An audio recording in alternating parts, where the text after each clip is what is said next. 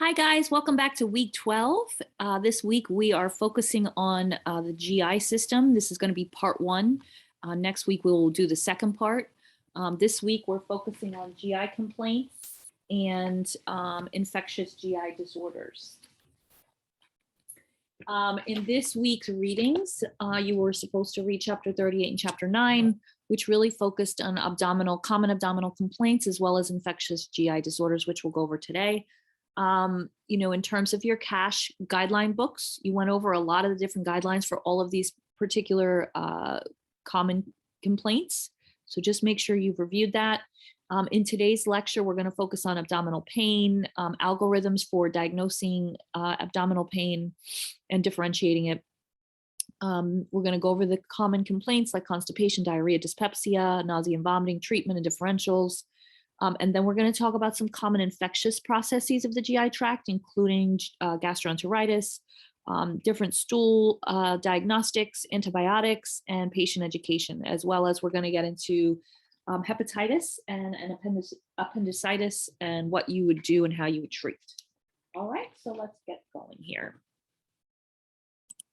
All right, so again, this PowerPoint covers the basic and common serious conditions of the GI tract. There are a lot of resources out there on diseases associated with each organ in this system. So definitely reach out to YouTube and any other resources you can think of, like Up to Date, to just give you more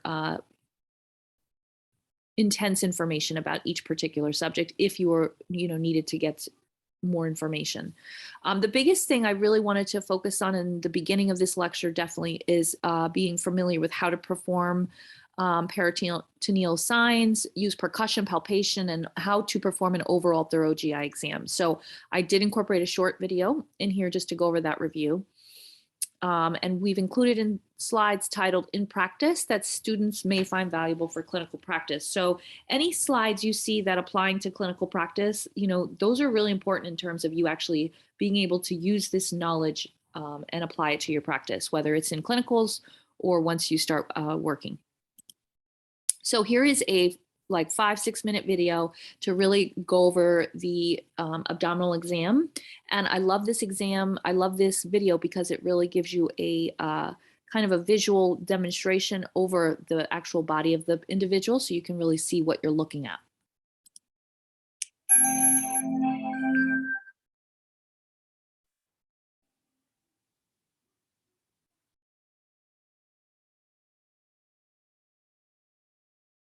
Hi there, my name's Andrew, I'm one of the final year medical students. Could I just check your name and date of birth, please? Yeah, James Alexander, 13th of December, 1989. Nice to meet you, James. Today I've been asked to examine your abdomen. This will involve looking from the end of the bed, feeling various areas of the abdomen, and then listening at the end. Would that be okay? That sounds fine. Brilliant. Have you any pain anywhere at all? No. And have you got any questions about the exam? No, not that I can think of. Okay. Okay, James, we can start the exam now. I'm just going to start by having a look from the end of the bed. General inspection. James, I'd like to start by looking at your hands. If you could just bring them up in front of you, please.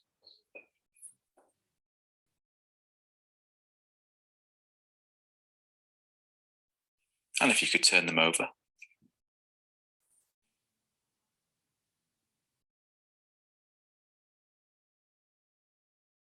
Fantastic. And if you could bring 2 fingernails together like this for me. So pay attention to these little videos they're showing you in the corner, these screens. Brilliant, you can relax. They're showing you what could James, be if you can now bring your hands abnormalities out that in you front may of you encounter. and cock your wrist back and keep it there.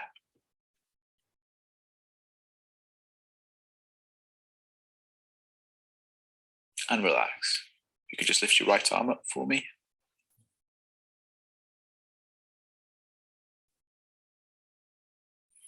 And your left arm. That's fine. James, I'm now going to have a look at your face and eyes. Okay. If you could just look straight ahead for me.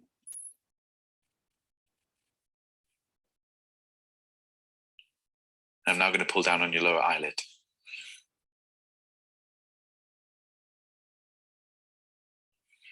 And just look down for me.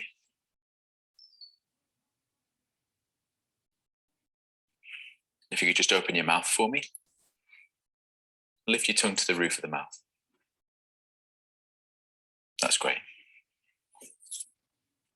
James, if you could now sit forward for me, and I'd like to examine for any glands in the neck.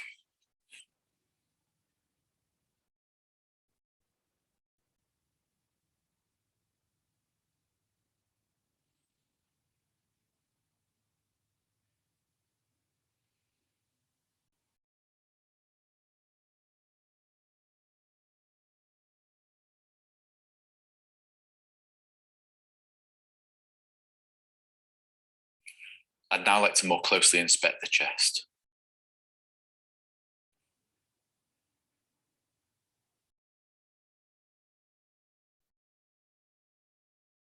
James, we're going to move on to more closely examining your tummy now. For this, I'll need you in a flat position, so I'm just going to lower the bed. If you could just sit up for me.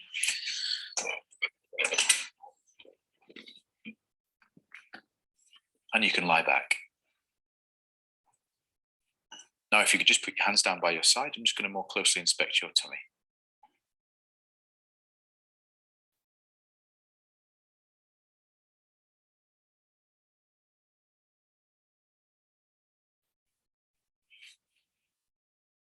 I'd now like to move on to feel different areas of the tummy. Can I just check before I do that you don't have any pain at all? No, I don't.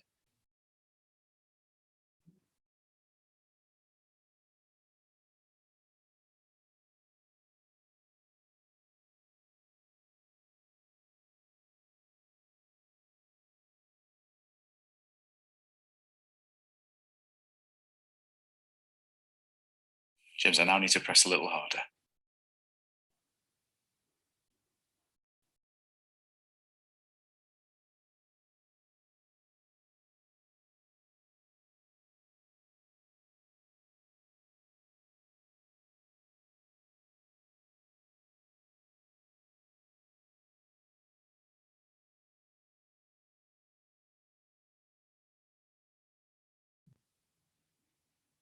James, could you now take some deep breaths in and out for me?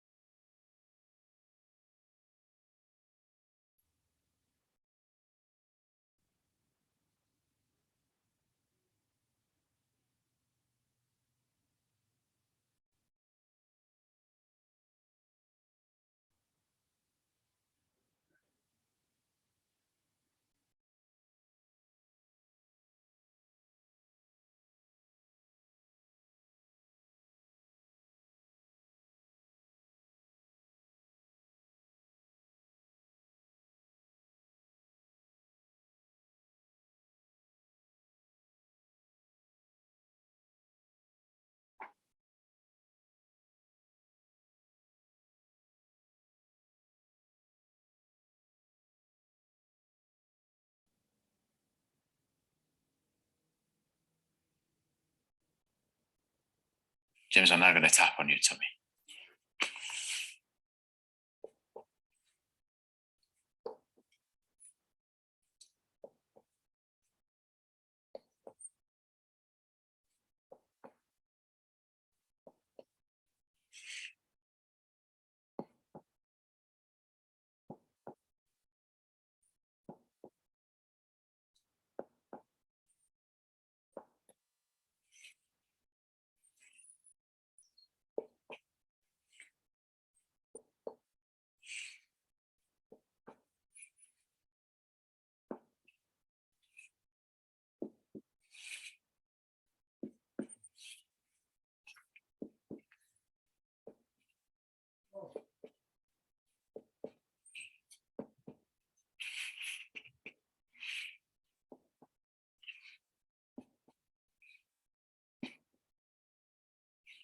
If you could roll onto your right-hand side for me, James.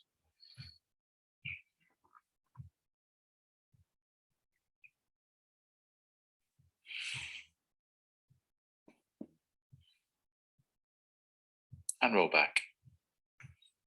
And I'm just going to listen to your tummy.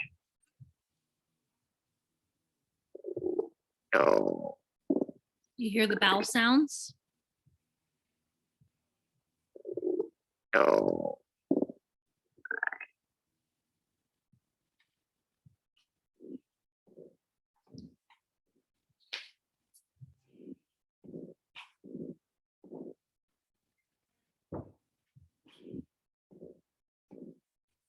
James, that completes the examination. Thank you very much. You can now get dressed. In summary, I performed an abdominal exam on James, a 27-year-old male. James had no peripheral stigmata of gastrointestinal disease. His abdomen was soft and non-tender, with no masses or organomegaly. On auscultation, he had normal bowel sounds. This was a normal abdominal exam. To complete the exam, I would like to examine the hernial orifices and also do a digital rectal exam and examination of the external genitalia if indicated. Great. Hopefully you guys found this helpful and kind of more of a review than something new. I know on average, most people don't actually do that thorough of a GI exam, like on a basic physical assessment, unless there's actually some GI concerns. But it is very important for you to know, the methodology of how you are to perform that, as well as the landmarks. Okay. So let's get into chief complaints. Common complaints would be abdominal pain. So here in abdominal pain, we're looking for nuances in the HPI, associations with food. We're going to ask about anything that might have bothered them that they eat, ask about associated symptoms, including diarrhea, constipation, nausea, and vomiting. Has the patient had any recent procedures like a colonoscopy? Have they started any new medications, or have they had any new foods introduced into their diet that they weren't eating before? Perhaps have they recently increased their fiber intake suddenly? A lot of the times you'll see patients coming in complaining of gas and bloating, and it turns out that they've recently added some high fiber foods. Maybe they're going on a diet or something, and all of a sudden increasing fiber into your diet very quickly can lead to abdominal pain. If you're considering the etiology from another system, like example GYN or cardiac, you also want to include appropriate questions and examination techniques. It's important that non-GI causes also need to be considered. In terms of gynecological causes, there are concerns that it may be ovarian cancer and ectopic pregnancy, when we're talking about abdominal pain complaints. So definitely consider pregnancy tests when you're using your differentials. A triad of vascular emergencies include mesenteric ischemia, abdominal aortic aneurysm, or a myocardial infarction. Remember, a lot of the times in females, their symptoms that they present with for an MI are GI upset. So you want to really take that into consideration. Has the patient had any recent travel? Important to know in conditions with crampy pain and diarrhea. Okay, you want to recognize acute patterns quickly and correctly. So what does that mean? Acute abdomen, quote unquote. So that's inflammatory, metabolic, or structural issues. So half of patients who complain of abdominal pain do not receive an accurate diagnosis. Why? Because this is one of the most challenging symptoms to diagnose. So just be very, very careful. The biggest thing I would say in terms of GI and abdominal is know your emergency signs. So know what the symptoms are of appendicitis, for instance, like that's an emergency. So those are things you need to know how to recognize. So acute abdomen refers to the classic presentation of a surgical emergency. It could be caused by many different reasons or etiologies, which could include a ruptured appendix, perforations, strangulated ischemic conditions, or bleeding into the abdomen. Acute onset of abdominal pain, the location varies depending on the etiology. So depending on what the cause of the pain is, it's obviously going to differentiate the location. Guarding, or when the patient is has their hands over their stomach and they're blocking you from even touching them because they're in so much pain. A rigid board-like abdomen, extensive distension to the abdomen, or loss or very diminished bowel sounds, positive or negative peritoneal signs, or positive or negative for nausea and vomiting. All of these are very, very acute abdomens. We need to figure out what's going on. These patients tend to look ill.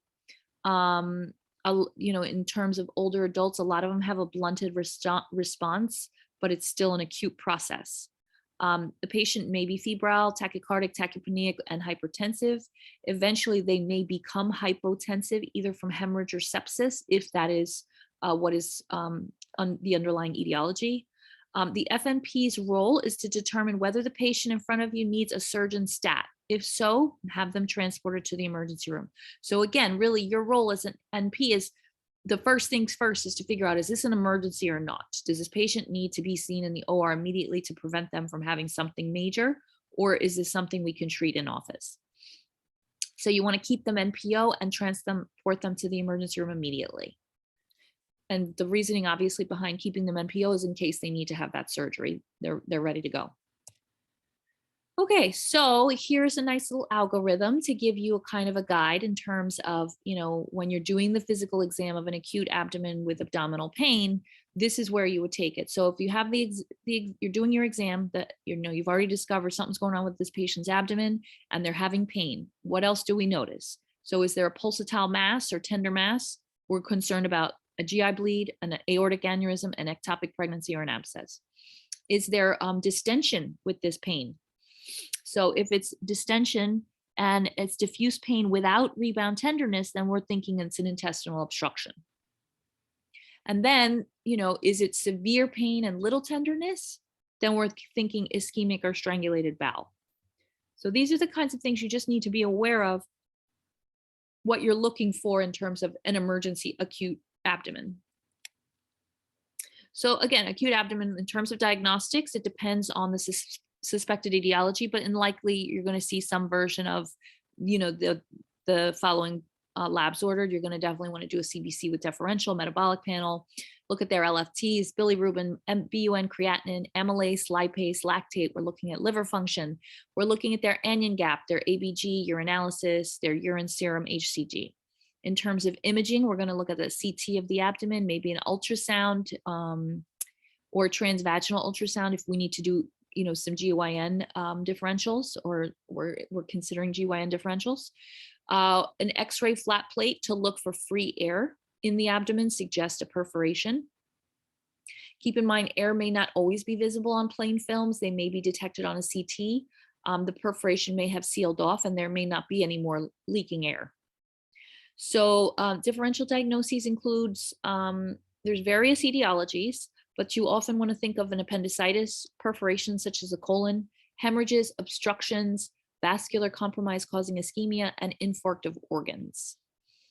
Definitive treatment requires surgery to repair. Again, it just depends on the etiology. So in practice, a pneumoperitoneum, aka free air, this is when an X-ray is taken with the patient in a supine or upright position. And as we know that air rises, we look for air under the diaphragm. So a ruptured appendix does not often present with free air. But air and infection are able to enter transvaginally in females due to communication via the fallopian tubes. So we have all these different signs. There's 8 signs here listed that are good for you to know. So we have something called wriggler sign, which is air outlining both sides of the bowel wall. We have lucent liver sign, which is a reduction of liver opacity due to air located anterior to the liver. We have a football sign, which is seen in massive pneumoperitoneum where the abdominal cavity is outlined by gas. We have silver sign, also called a falciform ligament sign, where air outlines the falciform ligament. We have an inverted V sign where there's air outlining the lateral umbilical ligaments. We have Dodge's cap sign, which is a triangular collection of gas in the Morrison pouch. We have telltale triangle sign, which is triangular air pocket between 3 loops of the bowel. And then you have Urachia sign, which is an outline of the middle umbilical ligament. Okay, so these are just examples of what free air would look like in your X-rays. So air outlining the peritoneal fat stripe, black arrows in B. So this is air outlining the peritoneal fat stripe. And then in A, we have an X-ray of the abdomen showing subdiaphragmatic free air with the white arrows. So it's up here. So again, there's a website here if you wanted to look at more examples of X-rays. I wouldn't get crazy with this yet. We're going to definitely get into X-rays more in depth in FNP2. In the meantime, the biggest thing is just to know your structural, how to look at the structures. Remember, we reviewed those before, and the systematic process. So red flags in abdominal pain. So these are the red flags that would indicate there's an emergency brewing, okay, or in the process of. So there's new onset abdominal pain in the elderly. That's a concern. Loss of bowel sounds. Why do we not have bowel sounds? What stopped functioning, right? Presence of abdominal pain with peritoneal signs. So they not only have abdominal pain, but you're looking at their abdomen and you can see something is going on. Whether they're distended, whether they're flat, whether they're guarding, something else is going on along with the pain. Classic acute surgical abdomen symptoms, which include intense pain, rebound tenderness, and guarding. Those are all very, very indicative that surgery might need to happen momentarily. So pros of practice for abdominal pain. So these are little clues and tips to remember, to practice in your practice, to remember, like these are important. So all patients with abdominal pain should undergo rectal, genital, and pelvic evaluation. So keep that in mind. We're looking, usually when you are looking at an organ system and you're trying to figure out differentials, you also want to look at the organ system above and below the one you're actually looking at, okay? Blood in the stool or intense pain on an examination may indicate a very serious condition. Obviously, we're concerned about a GI bleed, right? Females of childbearing age, you always want to consider GYN causes. We want to get a pregnancy test. You always want to consider pregnancy unless proven otherwise. And you want to do a pelvic exam, at minimum a bimanual, depending on the presentation. These are standards of care. Note how preceptors manage abdominal pain. Is it mild, moderate, or severe? Is this how you want to practice? You may not see all providers follow these principles, but if you miss something serious, this is the standard you will be held to. So again, as an NP, you are responsible for being able to recognize an acute abdomen and something that would require surgery. So, you may find the algorithms or decision trees useful. Use them. It's only going to help you. It's only going to help the patient. You want to learn which organs present in which quadrant. For example, a gallbladder disease usually presents as right upper quadrant. Okay, so remembering to look at that diagram of the abdomen, as you saw it in this video, where I'm just going to point it out real quick because I just thought it was so helpful. I love this diagram. So use this diagram to help you study. They have them all over the internet. Just look up the quadrants of the abdomen and you'll get a diagram like this to help you review.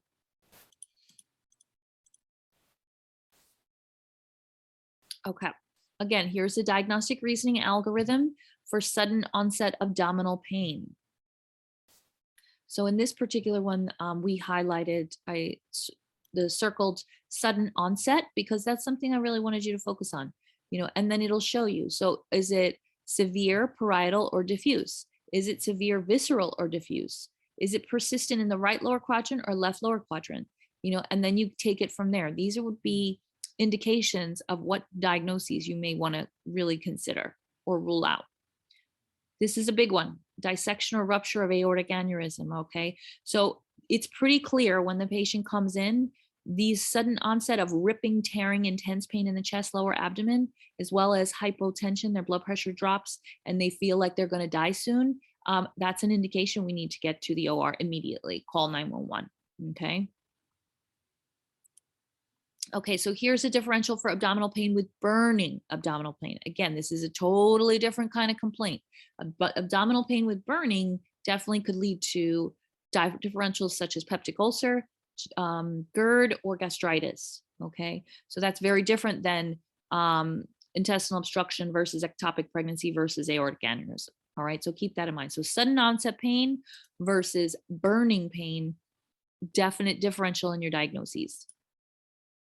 So here's more. So we have cramping algorithm. We have a visceral algorithm. So when it comes to cramping, we're leaning more towards the bowel diseases, Crohn's, gastroenteritis, diverticulitis, whereas we're considering visceral pain, we're thinking cholecystitis or appendicitis.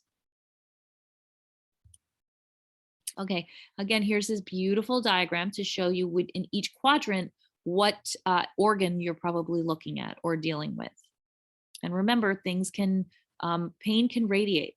So, even if the pain is over here, it may be radiating from, the middle one. So just keep that in mind in your differentials.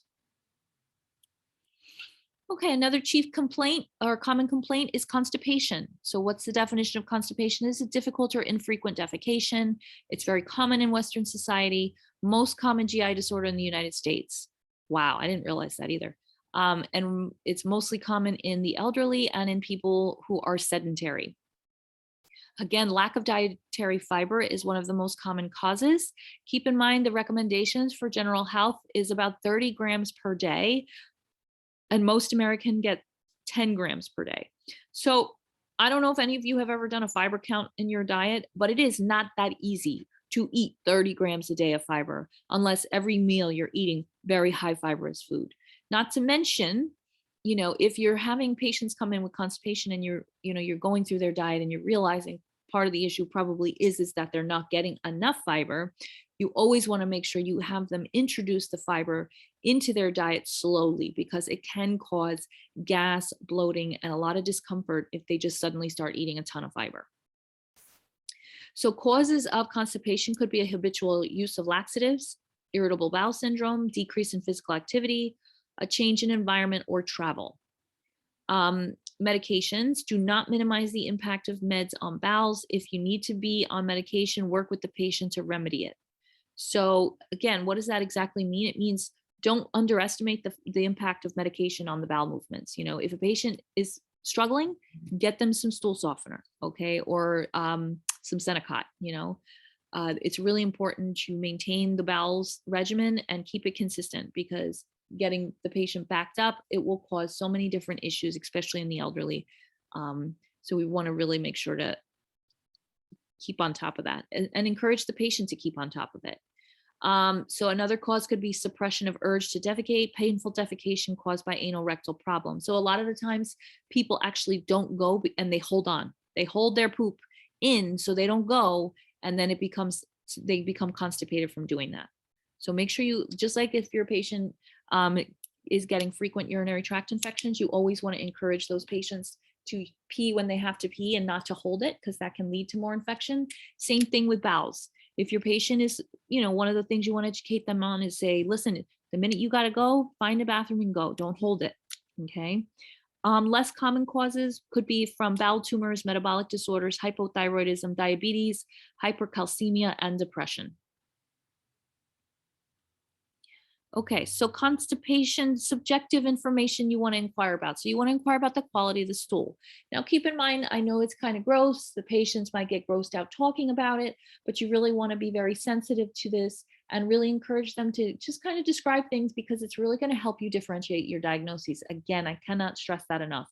When you look at stool, the color and the consistency definitely tells you a little bit more about what's going on. So for instance, ribbon-like stools, you want to think motility disorder or organic narrowing of the distal or sigmoid colon.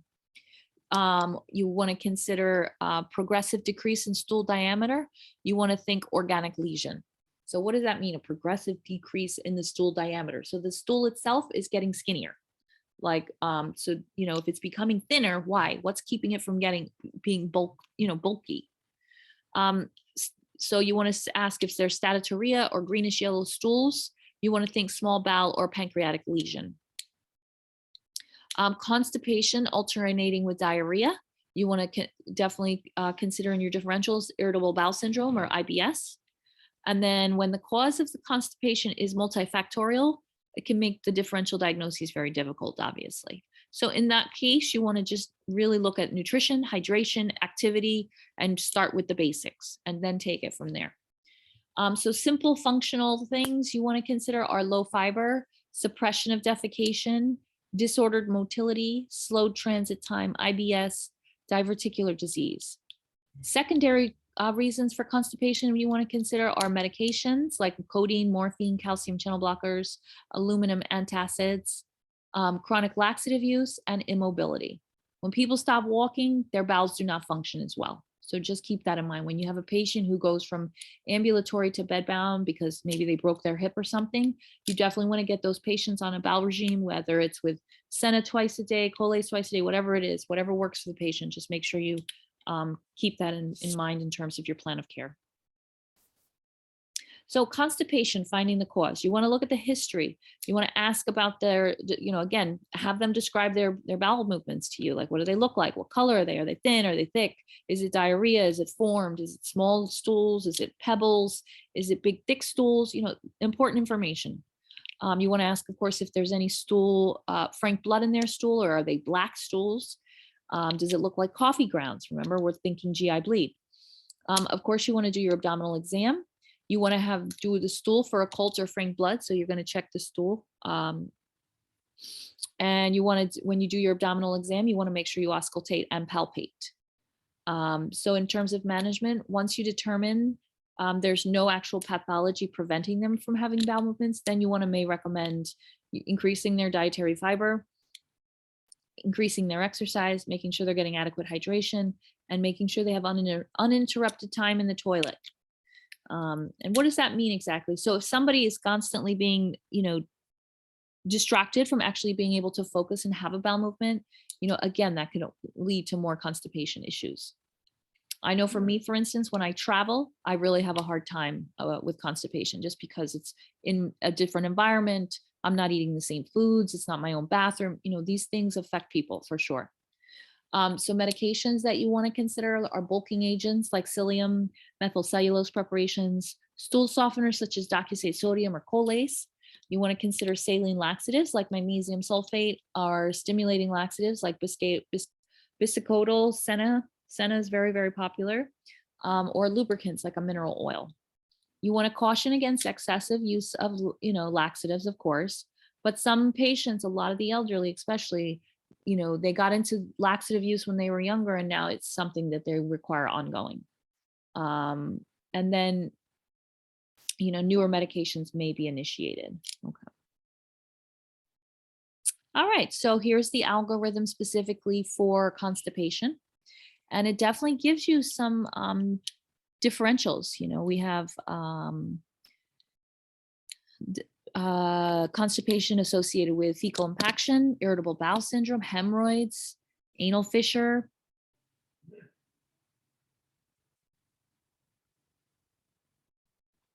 Drug-induced constipation, obviously cessation of the medication should cause the problem to go away. Functional constipation, lack of dietary fiber, bowel tumor. Okay, of course, if you're concerned that it's pathological in nature, you're going to want to make your referrals to GI. Okay, so diarrhea, another common complaint. So is it acute viral gastroenteritis? Acute viral gastroenteritis is the most common cause of diarrhea. So things you want to look for are associated fever, again, new foods, recent travel, sick contacts. Were they in any areas of endemic areas of disease? And was the patient vaccinated for hepatitis A? So some of the subjective data you're looking at are characteristics of the feces again, frequency, amount, and fluidity. So how often are they going? Are they going once a day, twice a day, 3 times a day, 4 times a day? When they do go every time, is it diarrhea? Are they varying between diarrhea and formed stools? Is it truly diarrhea, or is it just loose stools? Meaning diarrhea, are they running to the bathroom because they can't hold it? Or is it just that when they go, it's loose? Okay, you want to make sure you differentiate that. And then of course, is there any blood? Is it tarry? Is it black? Is there any mucus in the stool?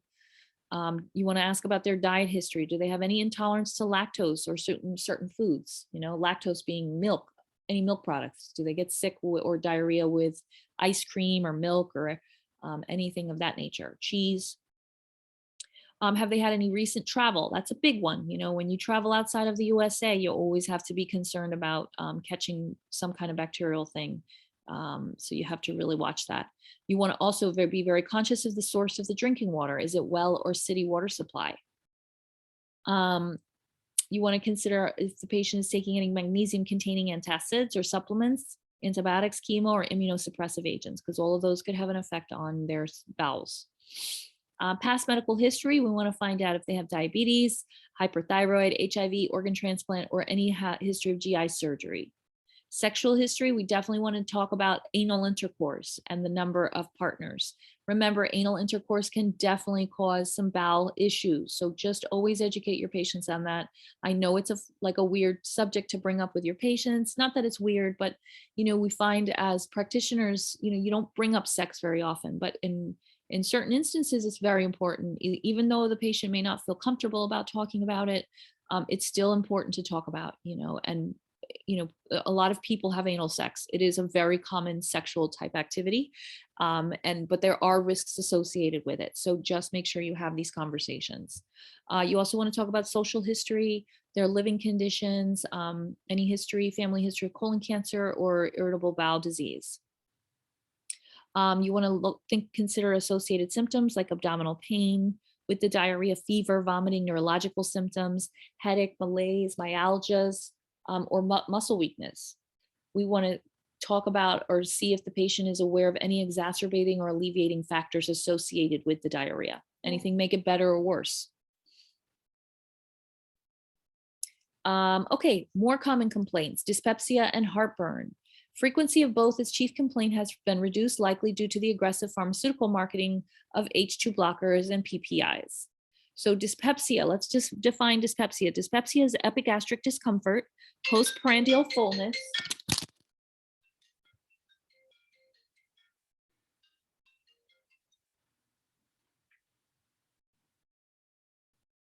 Sorry, guys. So dyspepsia is epigastric discomfort, postprandial fullness, early satiety, anorexia, belching, and nausea, heartburn, vomiting, bloating, dysphagia, and abdominal burning are all fall under dyspepsia. Whereas heartburn falls retrosternal burning sensation, can be difficult to differentiate from cardiac, gallbladder, or other disease. Common diagnostics include endoscopy, which is often sent to the GI specialist to look for disease in the lining of the esophagus, stomach, gastritis, or ulcers. Of course, we're doing H. pylori testing just to see if we have an ulcer. And then there's ultrasound for suspected gallbladder disease. Okay, so let's talk about diagnoses. So dyspepsia. Often we have a functional or organic cause. The risk of the organic cause obviously increases with age. As we get older, we're at more risk for, bigger issues. Especially as we have gotten older and we have done more things to our body that could possibly lead to these issues. For instance, drinking alcohol can definitely cause a functional issue with dyspepsia. Salicylates, corticosteroids, NSAIDs, erythromycin, theophylline, these all can cause dyspepsia due to the medication-induced gastritis, all right? Giardiasis can cause dyspepsia with only occasional bouts of diarrhea. Helicobacter pylori or H. pylori causes vague abdominal pain, a sense of fullness, nausea, and bloating, which are worse after eating. If symptoms are continuous and associated with anorexia, weight loss, gastric cancer may be the cause. Okay, so if symptoms are continuous and associated with anorexia and weight loss, gastric cancer may be the cause. All right, so keep that in mind. Again, we've talked about this before in previous PowerPoints, where if we have a significant weight loss and we're suddenly not eating, you definitely want to rule out cancer, whether it's gastric or any other. Heartburn. So in terms of heartburn, it's common in the general population. 7% complain of daily symptoms. 14% of the population complain of weekly episodes, and 36% of people experience heartburn at least once in their lives. The most common cause of heartburn is esophageal reflux disease, GERD. Pregnancy also puts you at increased risk for heartburn, esophagitis, and most often later in pregnancy due to the intra-abdominal pressure. So it can be relieved by antacids, precipitated and aggravated by recumbents, or laying down can make it worse. So for people with GERD or heartburn, one of the biggest things we always educate on is at night having them sleep nice and elevated. If they can get a wedge pillow, great. But the higher up, the better. Okay, so again, we have more algorithms to differentiate between dyspepsia and heartburn diagnoses and differentials. So here we have differentials including gallbladder disease, functional GI disorder, non-ulcer dyspepsia, chronic gastritis, and gastroesophageal reflux disease, or GERD. Usually, this is a really common diagnosis. It's also very treatable and also very preventable in preventing cancer from being associated with this. So if you do have a patient with GERD, you really want to address that. You want to address their dietary intake. You want to have them avoid drinking alcohol and caffeine, carbonated beverages, large meals, fatty foods, fried foods, spicy foods, of course. And number one, if they are smokers, again, encourage them and assist them in, getting them to try to quit. Smoking definitely makes GERD worse, okay, as well as everything else, but definitely with GERD.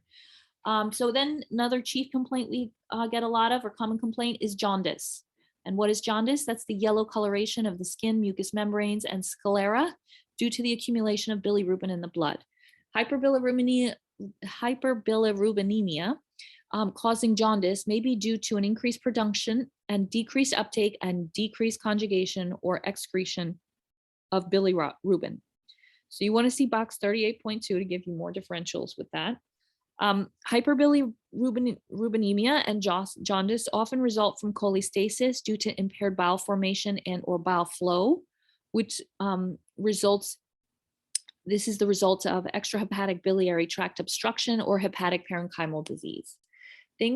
Symptoms that are associated with jaundice include pruritus, anorexia, nausea, vomiting, fever, light-colored stools, weight loss, and fatigue. Examination, you may see right upper quadrant pain, tenderness, dark urine, abdominal and abdominal distension. And if you see any of this, you definitely want to think these are symptoms of the liver, biliary tree, and gallbladder. Definitely, if you see jaundice, be concerned about the gallbladder and the liver. Pruritus, dark urine, light colored stools in conjunction with the jaundice, you want to think cholecystasis, either intrahepatic or extrahepatic, such as cholelithiasis or cirrhosis or other biliary obstruction.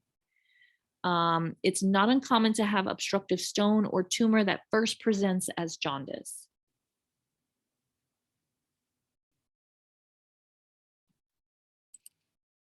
Okay, jaundice, diagnostic lab values. So lab values can give a clue to the cause of jaundice. A normal bilirubin level is 0.3 to 1.0. Icterus presents at bilirubin level greater than 2.5 to 3.0. Bilirubin is normal from 0.3 to 1.0. So just keep that in mind. If it starts to go above a 1 and it's greater than 2.5 to 3, then we know we're at icterus level. Okay, so aspartate aminotransferase, or AST, is found in the liver, skeletal, heart, brain, and tissue. ALT, on the other hand, is found in liver and is a more specific marker for hepatocyte damage. So we're always looking at that ALT. Alkaline phosphatase is found in biliary tract and is useful in assessing cholestasis. ALT and AST is seen in liver disease, but ALT is more specific to liver disease. So think ALT for liver, okay? Levels of AST and ALT less than 300 are non-specific. If it's over 1,000, you want to think viral, toxin, drug-induced hepatitis, or ischemic liver injury. An elevated AST to ALT ratio indicates severe hepatic necrosis, and most of all, you want to think alcoholic hepatitis. So it's extremely high in alkaline phosphatase, and it's greater than 3 times normal with an elevation of GGT. You want to think of mechanical obstruction of the biliary system, tumor, stricture, or stone. Alkaline phosphate without an increase in GGT indicates bone disorder rather than a cholestatic process. Okay, jaundice, causes of hyperbilirubinemia. So what are the reasons this could happen? Increased production in some anemias, thalassemia minor, polycythemia vera, and lead poisoning are all reasons for increased production, or reasons to get jaundice. A decreased clearance would be because of inherited disorders of bilirubin metabolism, cholestasis from hepatocellular disease or biliary tract obstruction, and drugs. These are all reasons that should have a decreased clearance of the bilirubin. Okay, another common complaint is melena. What is melena? Black tarry stools that are positive for occult blood. So most of the time that's caused by upper GI bleeding. That's the most common cause. You need about 100 to 200 milliliters of blood present to produce melena, and it can persist a few days even after bleeding has stopped. Diagnostics depend on the suspected etiology, which is likely hemoccult. So the diagnosis would include hemoccult for blood in the stool. You want to do an endoscopy or colonoscopy. We're going to do a CBC because we're looking for the anemia. We may require vascular studies if the bleeding is identified. We may need to change medications, etc. Differential diagnosis with an upper GI bleed, you want to think peptic ulcer disease, gastric erosions, erosive esophagitis, or esophageal varices. With lower GI bleeding, you want to think diverticular disease, colon cancer, inflammatory bowel disease, or small bowel neoplasm. More common complaints, nausea and vomiting. I'm sure all of you have heard this one before. You want to specifically inquire about any association to food they've recently eaten, any meals, like in the last 24 hours, what have they eaten? Is it projectile vomiting? And the timing, is it early morning, may indicate pregnancy. Tell me about the vomit, the characteristics of the vomitus. Is it really foul smelling? What color is it? The contents? I mean, I know that's gross to have to ask the patient, and they're not always privy to give you that information, but you can kind of sum it up for them. Did it look like what you ate the day before, or does it look like something you've never seen before? Something like that. Associated symptoms, are the nausea and vomiting associated with vertigo and tinnitus? Does the patient have a headache? Are they also getting diarrhea? Are they vomiting and diarrheaing at the same time? Is it both nausea and vomiting, or one or the other? You want to identify and treat the underlying cause, obviously. So there's a long list of differentials on table 38.4 that you could work with. Again, you're looking at those algorithms to kind of give you a guide as to where do I even start here.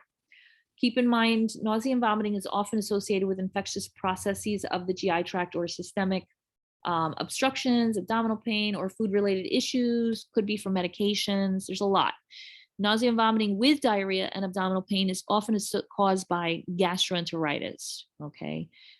In children, we may see vomiting frequently occur with non-GI issues. You'll see it with ear infections, with the flu. You see it a lot more in kids than you do with adults. Diagnostics depend on the whole presentation, might include blood work, imaging, and more. So nausea and vomiting. It's 1 o'clock. So of course you want to treat the underlying cause. So here are some different options. We could do antihistamines, antidopanergics, antidopaminergics, and cholinergics, cholinergic antagonists, and serotonin receptor antagonists. So don't forget to treat this anecdotally once the etiology is found, and the focus tends to be on the diagnosis. But remember, if a patient is vomiting, he may be unable to take oral medications, easily become dehydrated, especially if they're in a vulnerable population, such as frail elderly or pediatrics. Remember side effects profile when prescribing, like some have the anticholinergic effects, or they can be very sedating. Consider those that maybe give PR sublingual if actively vomiting. So we could also consider giving the medication either rectally or under their tongue if they are actually vomiting. Okay, another common complaint, dysphagia. Dysphagia is difficulty swallowing. It could or could not be associated with painful swallowing.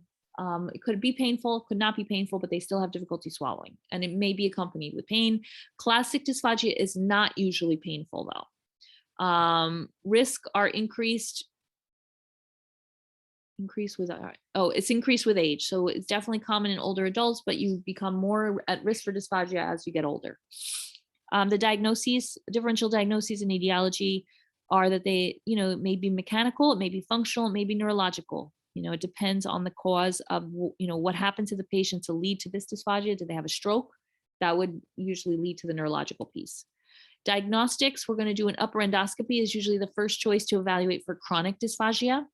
The benefit of it is you get a direct visualization, you can obtain a biopsy, you can do a swallowing evaluation. We'll often make recommendations for food consistency to prevent aspiration.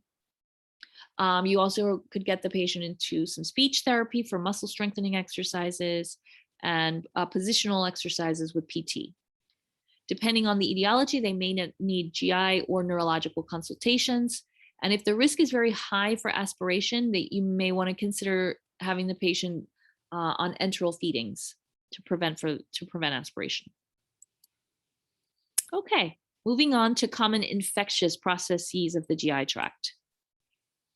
So remember, first thing we wanted to talk about was gastroenteritis, which is an inflammation of the lining of the gut. It could be caused by bacteria, virus, parasites, protozoa, inorganic or organic poisoning, such as organic would be mushrooms, inorganic would be sodium nitrate. We could have food-related issues like an intolerance to certain foods, or we might have had an injury to the bowel or stress. The most common mode of transmission for acute infectious gastroenteritis is the fecal oral route from contaminated water or food. So person-to-person transfer is more common within the hospital setting, daycare settings, and large groups. Bacterial pathogens account for 30 to 80% of acute gastroenteritis. The cause of morbidity in tropical areas and areas of high risk for the pathogens, that would be called traveler's diarrhea. We are definitely higher risk countries include Africa, Southeast Asia, and developing countries in the Middle East or Latin America. You should look at table 39.1 to figure out what the most common bacterial, viral, and parasitic causes of gastroenteritis are. So a red flag caution that you want to keep in mind is for your patients who are immunocompromised with multiple comorbidities, your older adult or pediatric patients.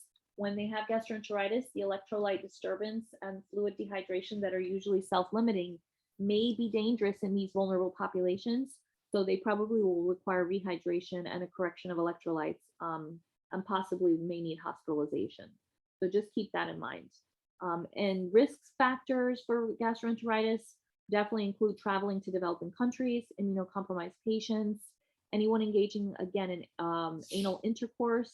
Remember, we talked about that before. Anal intercourse needs to be discussed with your patients because of the risk factors involved with it, especially if it's an older patient or young for that matter. Residents of institutions of nursing homes are also high risk for gastroenteritis. Infants and children attending daycare centers, and individuals consuming raw shellfish and seafood are all at risk for gastroenteritis.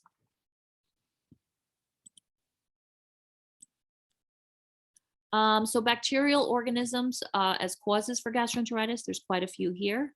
As you can see, C. difficile, E. coli, Salmonella, Shigella, Staphylococcus. These are all your bacterial organisms. Then you have your viral organisms like the rotavirus or Norwalk virus. And then you have your protozoa organisms, and that would be like the Cryptosporidium or Giardara lambelia. So subjective assessment of gastroenteritis, like all your other abdominal assessments, you're looking for nausea, vomiting, diarrhea, fever, rectal itching, rectal burning, rectal bleeding, okay? Abdominal pain and cramping and associated symptoms like fatigue, malaise, anorexia, tenesmus, or borborygmus. Objectively, you want to really look to make sure they don't have any signs of dehydration, which would include tachycardia, dry mucous membranes, hypotension, and dizziness, as well as poor skin turgor. Okay, so stools. Remember we talked about making sure, like just really having your patient describe stools as much as they don't want to do it. It's important, and why. So these are clues as to why it's important. So if the patient is having numerous small volume stools with blood and mucus, you want to think dysentery.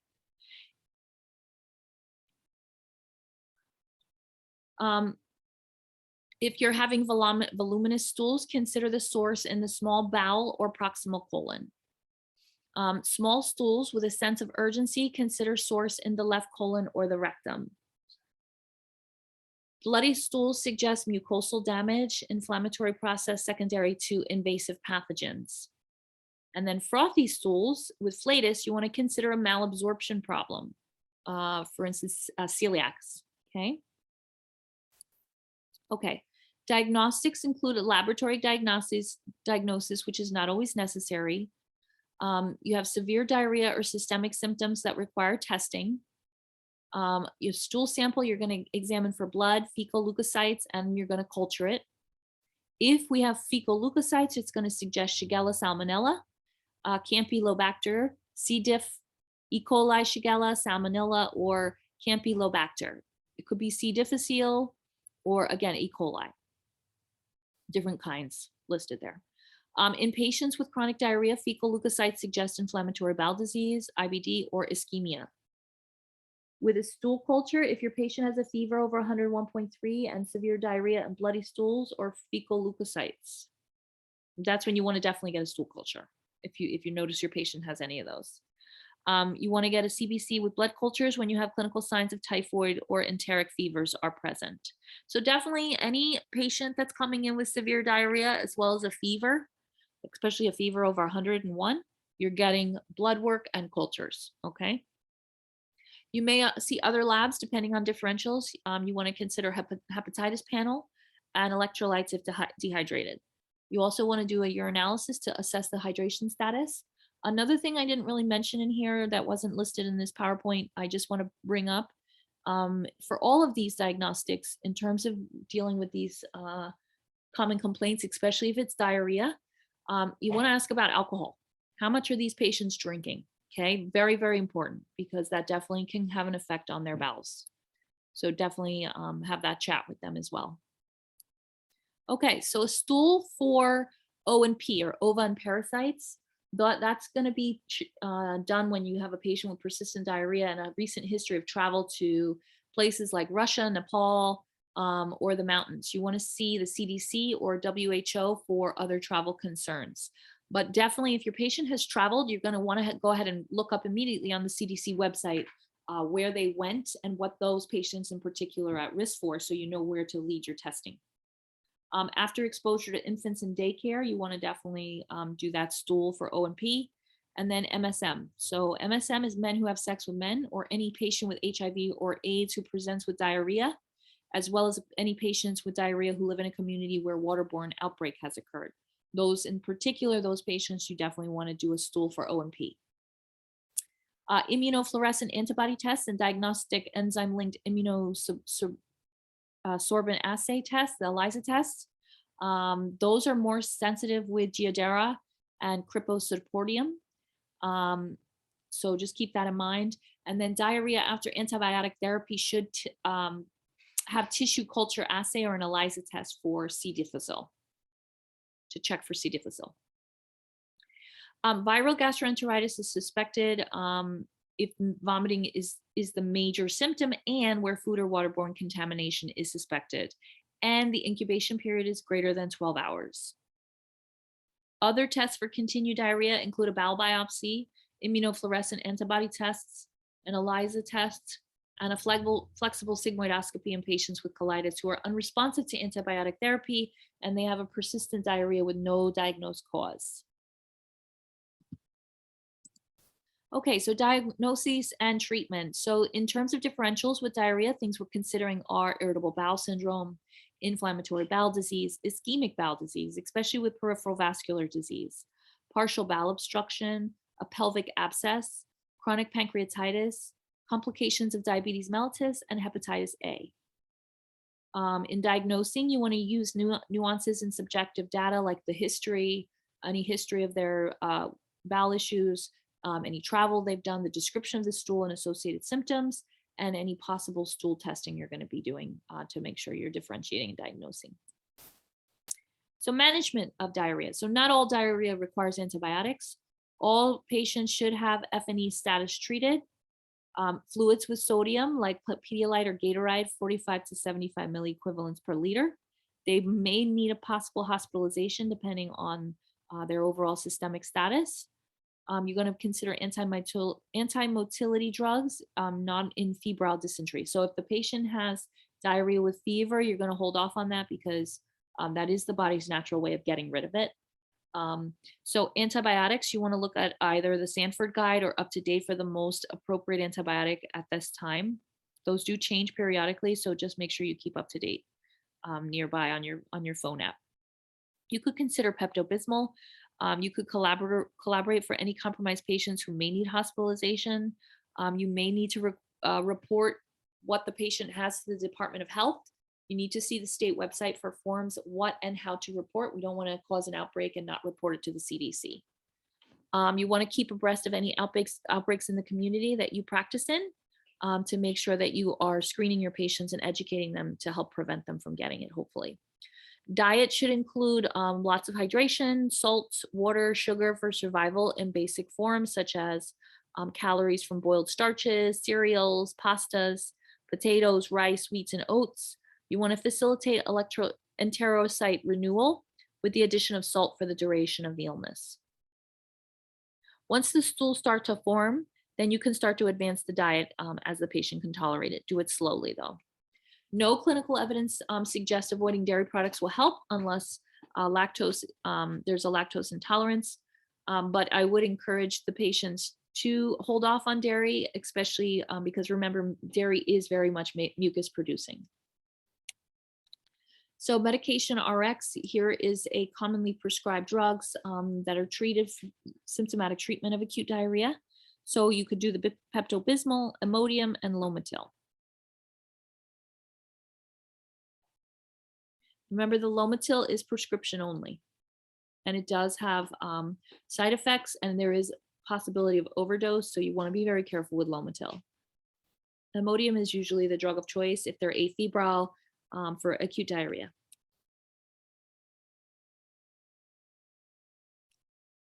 So antibiotics for gastroenteritis. So empiric antimicrobial therapy is recommended for patients with severe diarrhea, fever, or stool positive for leukocytes. Empiric treatment for traveler's diarrhea. So it depends on the location the patient's traveling to due to the different organisms prevalent in different areas. So you may want to do a Zithromax, 1,000 milligrams every day for 3 days. You want to avoid fluoroquinolones. They're black box warned. You want to make sure that there's follow-up involved. It's not usually required except in serious or chronic forms of infectious diarrhea, such as C. diff. So keep that in mind. They don't have to follow up if the diarrhea goes away, but you want to make sure to educate the patient that if it doesn't go away, they need to make sure they come back and follow up. Serious infectious diarrhea will require home administration of IV antibiotics. Patients requiring sigmoidoscopy, of course, you're going to want to refer to the GI doctor. You want to practice using the Sanford guide. So look up treatment for infectious diarrhea under gastrointestinal using the extensive table. See both the primary and alternative treatments and important comments about the diagnostic. So this is just encouraging you to use the Sanford guide so you have that experience of just looking up the GI symptoms.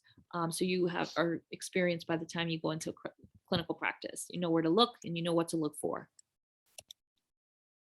Patient education. So you want to encourage your patients to be familiar with the restrictions and the recommendation for travel. Tell them to bring Pepto-Bismol. They may visit travel medicine clinic, discuss and eat only safe foods. Okay. You want to be conscious of acidic foods such as unpeeled citrus fruits, dry foods such as breads and cereals, steamed foods and beverages such as coffee, tea, and cooked vegetables. You want to be careful with foods containing high amounts of sugar, such as syrups, jellies, and jams, and bottled carbonated drinks such as soda and beer. It is generally not considered safe to drink bottled water unless bottled from a safe source or to eat raw, uncooked vegetables, including salad.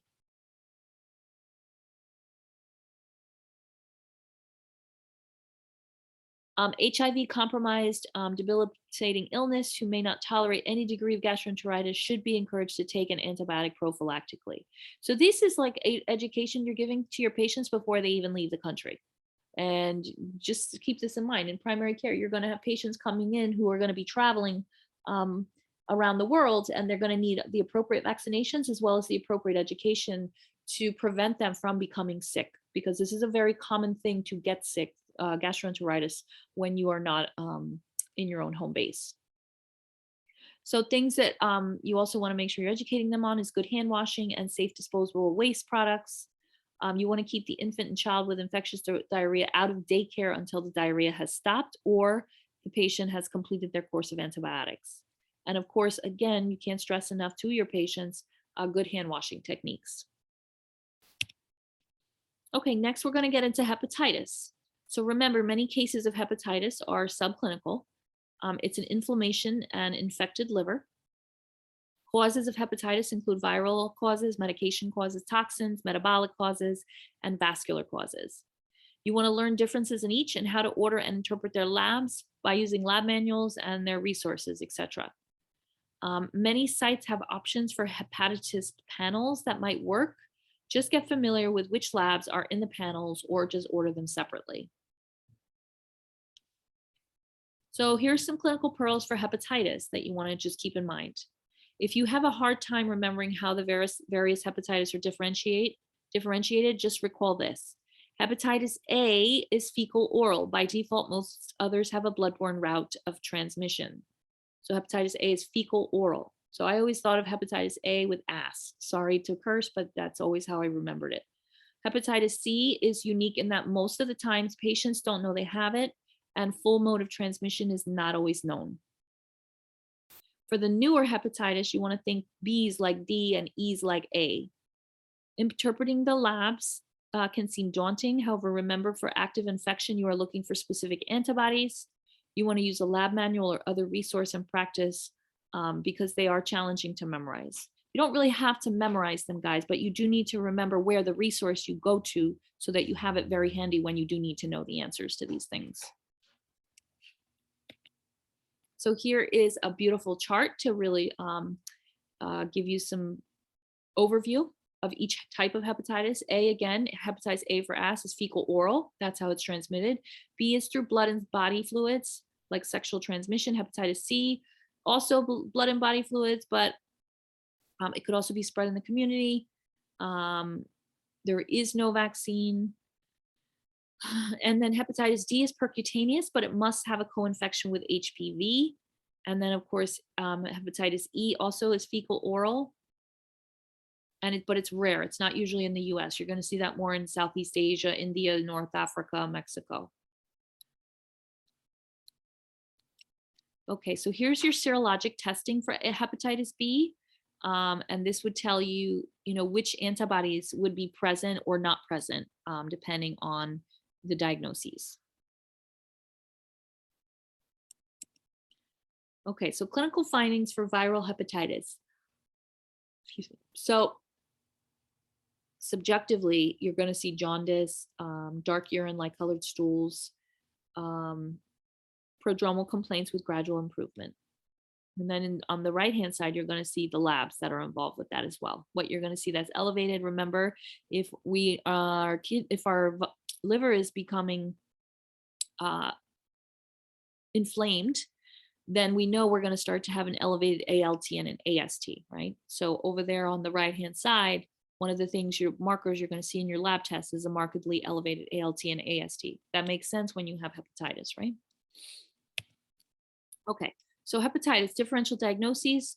You want to consider other viral diseases that affect the liver, such as an infectious mononucleosis, cytomegalovirus, and herpes simplex virus. And of course, any drugs or toxin-induced things that could cause liver damage. So hepatitis, non-hepatitis diagnostic tests include, again, AST and ALT, because we're looking at indications of liver injury. We will possibly see an elevated amniotransferase levels, which are the hallmark of all forms of acute hepatitis. So just keep that in mind. AST elevated early in hepatitis, and ALT is elevated early in hepatitis, and LDH is also elevated. All hepatocellular enzymes elevated during the acute and chronic active phases of hepatitis. So AST and ALT levels fluctuate during the course of disease for unknown reasons. Bilirubin and alk phosphate are usually elevated and may remain elevated even after the AST and ALT have normalized. White blood cells are usually normal or low, especially in the preicteric phase. Patient may be in prolonged severe hepatitis, which signifies increased mortality risk. The urine, you may see mild proteinuria, which is common, and bilirubinuria just preceding and during the icteric phase. In the ultrasound, if the patient presents with jaundice or right upper quadrant pain, discomfort, we're going to likely order an ultrasound to rule out gallbladder or biliary tree involvement, and there may be some enlargement to the liver, spleen, and pronounced portal vein and lymph nodes. A liver biopsy is often done in hepatitis C, usually not done in A or B, but unless there's significant signs of the disease. Okay, so hepatitis A, most children in the US are vaccinated now. Single-strand RNA virus in the picornavirus family. Hepatitis A is now declining. There's only like one case in 100,000 of population. Again, it's mostly transmitted fecal oral by contaminated food or water, but it has been detected in blood. Risk factors include crowded conditions like the prisons, nursing homes, and daycare centers. The virus is killed by heating the room up to 185 degrees Fahrenheit for 1 minute. Incubation is 30 days, but could last up to 6 weeks. Hepatitis A virus is excreted in feces 2 weeks before symptoms and rarely after the first week of illness. There is no chronic state and full recovery may take a full year. All right, Hep A primary prevention. We want to encourage unvaccinated adults to receive Hep A vaccination. Any adult with liver disease, Hep B, C, D, or E should get vaccinated for A, MSM, and risk for occupational exposures, travelers, outbreaks, etc. There's 3 inactivated vaccines to get.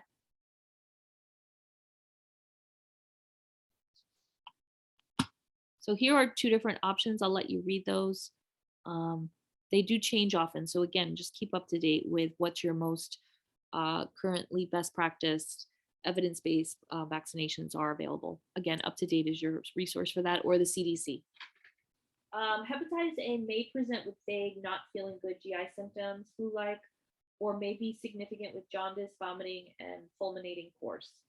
Always consider hepatitis in the differentials with these types of symptoms. You want to drill down and ask about risks like travel, foods, MSM, oral anal sex. Ask if they've been vaccinated for Hep A.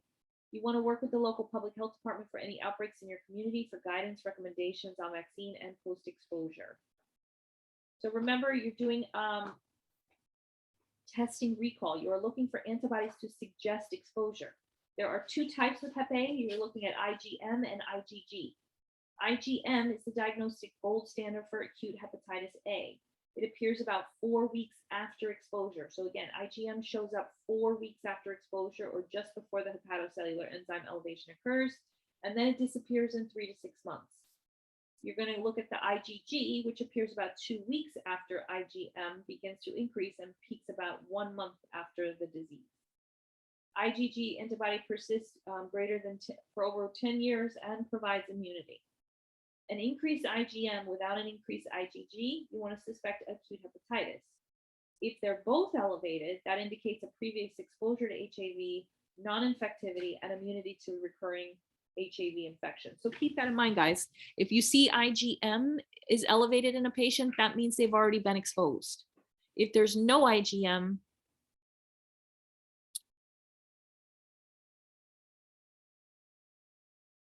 I'm sorry. So if you have an elevated IgM without an elevated IgG, you want to expect they have it right now. They have acute hepatitis right now.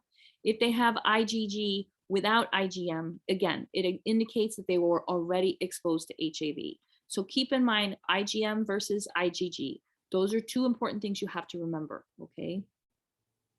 IgG in a patient, if it's elevated in a patient, it means that they've already had exposure, okay? Okay. So Hep A post-exposure prophylaxis. So this just gives you risk categories, health status, and then vaccines in terms of the time of post-exposure. Okay, hepatitis A. Besides hepatitis labs, we may draw LFT, CBC, metabolic panel, bilirubins, amylase, lipase to diagnose. Once the Hep A is established, where treatment is supportive, we're going to be able to likely manage it at home. These patients are rarely hospitalized. You want to focus on preventing transmission because it is contagious. So see the patient education. You're definitely going to probably report this. Connecticut tends to be pretty strict on reporting these kind of things. So just make sure you check your local state reporting guidelines. All right, so hepatitis B. It's a DNA hep adenovirus with 8 different genotypes. It's replicated in the liver. Its incidence has decreased by 81% in the US since 1990. More than 1 billion people have chronic Hep B in the US. High-risk groups include male homosexuals, IV drug users, first-generation immigrants from endemic regions, people with multiple sexual partners, nurses, physicians, dentists, clinical workers, pathology lab workers, hemodialysis staff, and patients. Transmission is by direct contact with infected blood or blood products and sexual contact. It's found in blood, semen, cervical secretion, saliva, and wound exudate. So be careful with those of you who work around wounds. Hep B can be found in the wound exudate. Incubation is 12 to 14 weeks, but can be 6 weeks to 6 months. Mortality rate is 0.4% to 1%, and 10% develop chronic hepatitis. There is the risk for hepatocellular cancer with Hep B. Again, here is our serological testing for Hep B and what you would see if in terms of is it acute, is it recovering, is it vaccination, is it chronic HPV with acute active viral replication?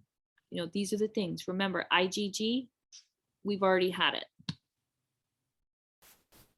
Okay, Hep B and testing interpretation. Hep B has inner core that contains a core antigen, HBsAg, surrounded by an outer capsule that contains HB surface antigen, which is ABSAG. Detection of HBsAg is diagnostic for hepatitis B.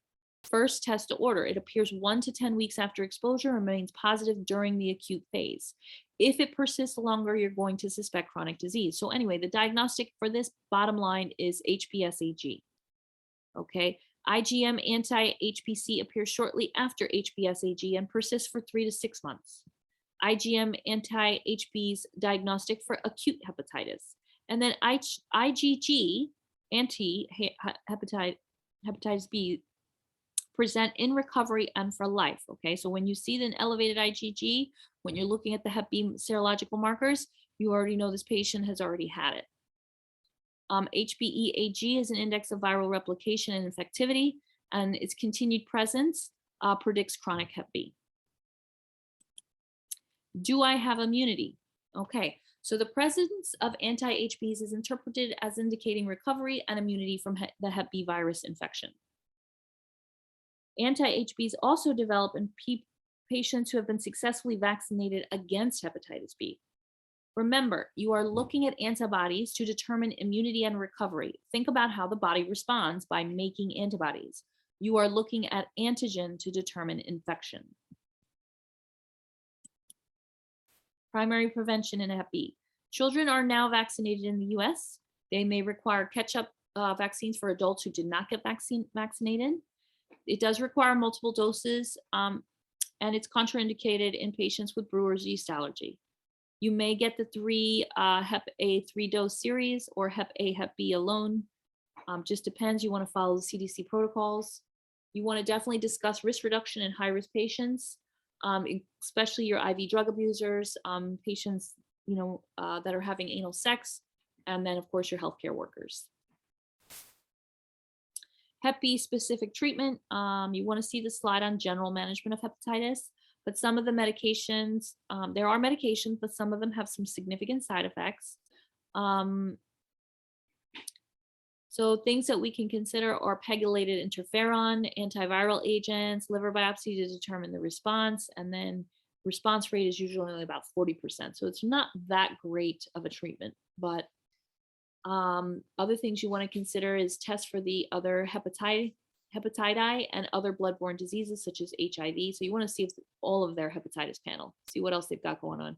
If the patient is an IV drug user, are they still using? Where are they getting it? Are they living in the streets? What's going on there? You gotta definitely work with that patient with social services if you can. Are they at risk for reinfection or infection with Hep C, HIV, and other diseases, which may be now they're more easily compromised? And you also want to worry about, is this patient living in a group home or a homeless shelter, because then they're putting the other patients at risk to be spreaded. The patient may have liver scarring, fibrosis, and cirrhosis. You want to watch out for signs of liver failure. This is a reportable disease. So again, you want to work with your local Department of Health to make sure you report that this patient was diagnosed with this. You want to follow up with the patient in a month, because you're going to do another blood draw for the HBsAg after 6 months. If they continually have a persistent elevation of the HBsAg, it indicates a chronic state, and these patients should be referred to a hepatologist, a hematologist. Oh, actually a hepatologist. Could do both probably. But anyway, drugs commonly prescribed would be in chronic hepatitis B, would be this following list. We have tenofovir, adafovir, and PEGINF2A. You don't hear about these drugs too often because, I just wasn't exposed to it that much with patients with hepatitis, but they do exist, and here they are. Just be conscious of the side effects that are associated with some of these drugs. So CHB, or chronic hepatitis B. Patients with CHB, again, we're referring to a hepatologist. There are 4 phases of CHB. Phase 1 is immune tolerant phase. HBeAg positive immune active phase is phase 2. We have phase 3 inactive CHB phase, and we have phase 4, which is the HBeAg negative immune reactivation phase.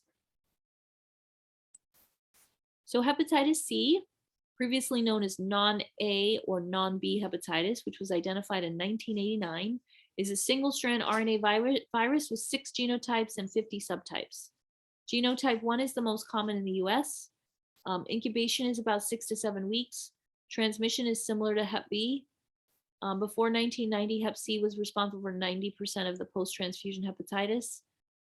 Prevalence of hepatitis C antibodies in the US is 1.6% or $4.1 million for the Americans. Risk factors include, again, the same thing: IV drug use, sex with an IV drug user, possible transmission through tattooing and or body piercing. Less than 25% are symptomatic, and most acute cases go undetected. 90% develop chronic hepatitis, and 20% of this group develop chronic liver disease, liver failure, or hepatocellular cancer. Alcohol consumption increases the chance of chronic disease and Hep C. So the minute these patients are diagnosed, please, please, please try to see if you can get them to stop drinking. Hepatitis C secondary prevention. FNP is instrumental in helping prevent consequences of undetected Hep C, which include cirrhosis, liver failure, hepatocellular cancer, all by following the guidelines for Hep C screening, which is just a single blood test. As most patients are asymptomatic until significant progression, one-time hepatitis C testing of all adults 18 years or older, all pregnant women, even during pregnancy, the CDC continues to recommend people with risk factors, including people who inject drugs, be tested regularly. So you can test for this if you're concerned about any of the risk factors. Just make sure that your patient, if your patient is exhibiting any of the risk factors we have described in the past few slides, you can definitely justify testing the patient for Hep C at least once. You know, and just make sure you're documenting the reasoning behind why you felt this screening was important. So diagnostic tests include anti-HCV by enzyme immunoassays. Hepatitis C RNA detects actual virus, and then also other blood work like urine and ultrasound, as well as likely a liver biopsy would be more diagnostic tests that you would include depending on the severity of what's going on. Hepatitis C treatment, okay, again, we're going to refer to a hepatologist. We're going to do an ultrasound and liver biopsy to see the extent of damage. We're going to consider a liver transplant as indicated for those with advanced liver disease. Newer medications are successful in treatment and reduce viral loads to undetectable levels. So you can see those particular meds on table 39.3. So they may be given these medications that are listed in combination, but with follow-up lab work, we need to make sure we're checking their viral loads, the LFTs, just to determine how their treatment response is going. Okay. Hepatitis. So responsive therapy, you want to follow the ALT, which should return to normal by 12 weeks, and negative viral markers like HCV and RNA. After the ALT is returned to normal, the treatment is slowly discontinued, slowly. Consuming alcohol increases the risk of these patients progressing to cirrhosis and liver failure. So abstinence from all forms of alcohol, including medications, is especially important. Hepatic transplantation is indicated for patients with advanced liver disease as a result of chronic HCV, and in fact is the most common reason for liver transplantation in the US.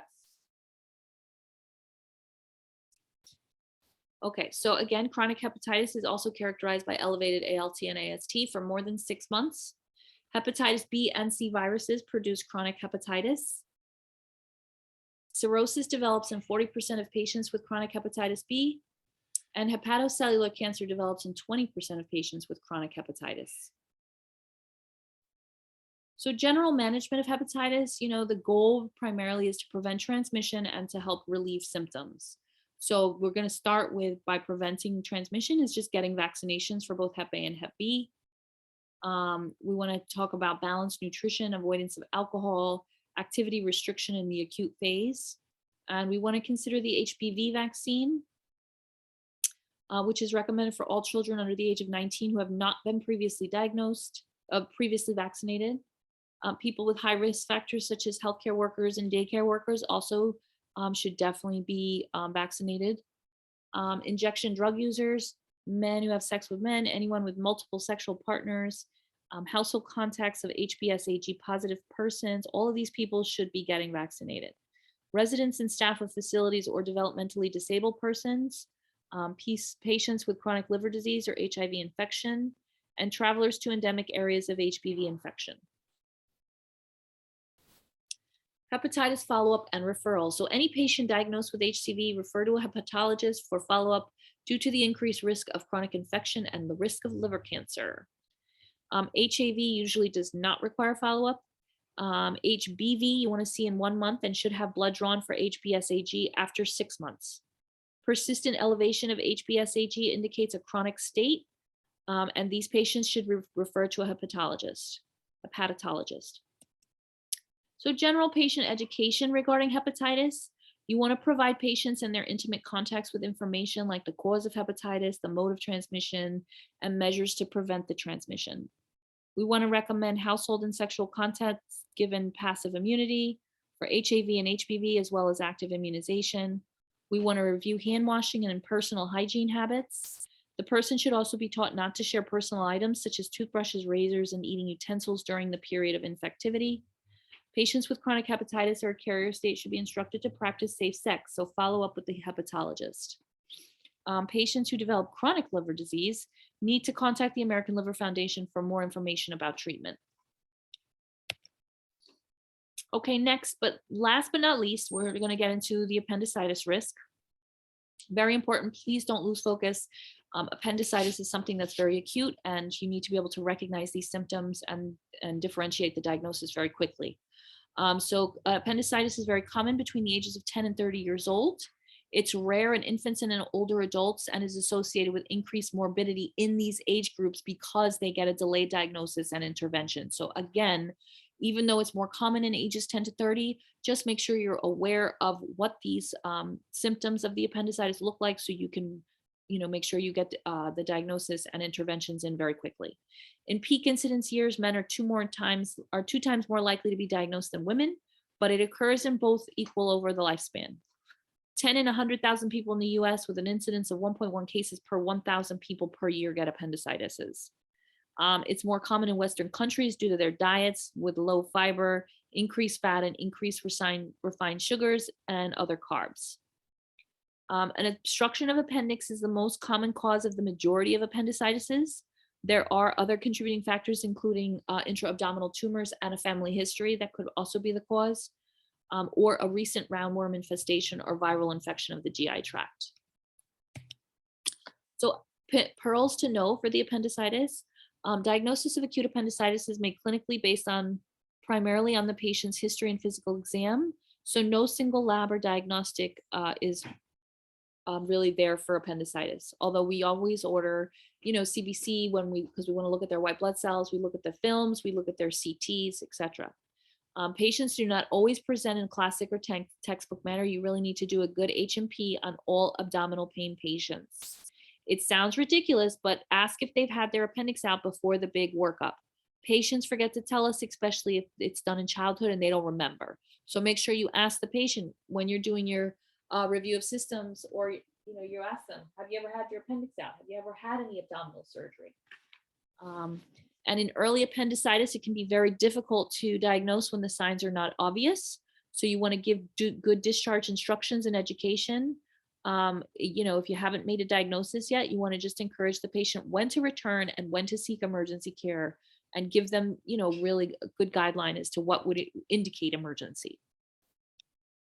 A lot of people don't know, so just keep that in mind. You never want to judge these patients if they don't, you don't know what you don't know. So you always want to make sure to tell them exactly what would indicate a 911 call.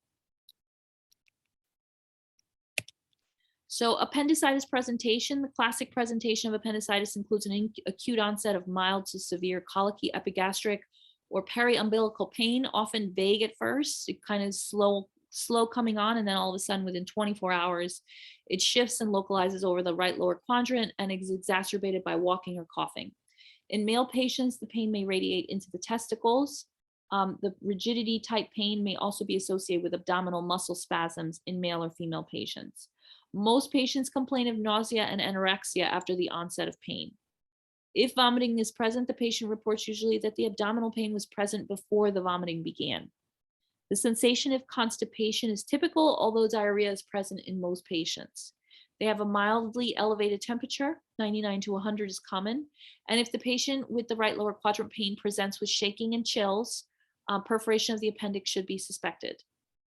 Remember, very young and older adults may have an atypical presentation, which can mimic other less acute disease processes. Like in the older adult, it may present as weakness, anorexia, abdominal distension, and mild complaints of pain. Subjective, you want to inquire specifically about pain, timing, location, the relationship to food, movement, etc. Anorexia is common to see with patients who lose interest in food with appendicitis. They also can complain of nausea, vomiting, diarrhea, and constipation. On exam, the patient reports pain in the abdomen when walking or hopping, which suggests peritoneal inflammation. It depends on when the patient presents, but you want to consider a rectal exam. If they have hypertension and tachycardia proportionate to the degree of fever and pain, you want to look at Ravsing sign, Pessoa sign, obturator sign, and McBurney sign. Again, if you don't know those signs, please review them. Please review them. Those are things from your undergrad. In the rectal exam, the appendicitis will normally perceive greater tenderness and fullness on the right than on the left during the rectal exam. You want to look for guarding, rigidity, rebound tenderness, and positive peritoneal signs. Again, if the appendix has burst already, you may see an acute abdomen. Diagnostics, we're doing CBC, urinalysis, we're checking for an ectopic pregnancy, so we're looking at that HCG to rule out pregnancy. In our CBC, we're looking for an elevated white blood count with a left shift. You want to look at your LFTs. You're looking at your urinalysis for microscopic hematuria, which is actually present in about 25% of patients with an appendicitis. And just because there's a lack of laboratory findings does not mean that there's your diagnostic, there is no diagnosis of appendicitis. Just keep that in mind. You plain X-ray film of the abdomen may show evidence of a fecalith, a gas-filled appendix, or a small bowel ileus, or a deviation in the bowel gas pattern, or a loss of right ileopsis shadow. So all of this is suggestive of the appendicitis when combined with a suspect history and a physical exam. Did we need a chest X-ray? Maybe. And then a CAT scan of the abdomen is frequently done, which can also see a rupture or any abscess that's developed. An ultrasound may be helpful to visualize the appendix and or help to rule out other causes. So differentials in diagnostic reasoning. So things you want to consider besides just an appendicitis is a urinary tract infection, ectopic pregnancy, an ovarian cyst, pneumonia, gastroenteritis, Crohn's disease, diverticulitis, mesenteric adenitis, pancreatitis, PID, and cholelithiasis. If the diagnosis of appendicitis remains questionable after the HMP, you definitely want to get lab work and radiographic studies. For women of childbearing age, again, I'm going to say this again, always obtain a pregnancy test before ordering any radiographic studies, okay? You need to know if they're pregnant. We don't want to expose their fetus to any, rays. In some cases, a laparotomy or laparoscopy may be required to assist in defining definitive diagnoses. I would encourage you to consult with a GI doctor before you go that route. But careful sexual and menstrual history of female patients, as many gynecological problems present with similar signs and symptoms of an appendicitis. So be conscious of that. Find out if they've been following up with their GYN and if they have any history. A pelvic exam and diagnostic laparotomy are often necessary for differential diagnoses. Many GI disorders mimic appendicitis, so watchful waiting may be indicated in some cases. If an appendicitis is at all a suspicion, the prudent practitioner will follow these patients closely until a diagnosis has been reached. This is someone who gets careful discharge, a phone call, or a schedule to return, etc. You just make sure somebody's checking in with this patient to make sure that they're dealing with anything that's worsening appropriately. Okay, so again, in managing it, you're collaborating, of course. You're going to send them to the emergency room if it's suspected acute appendicitis or acute abdomen. You're going to consider a surgical consult if necessary. And if it's an appendicitis, remember it requires surgery ASAP.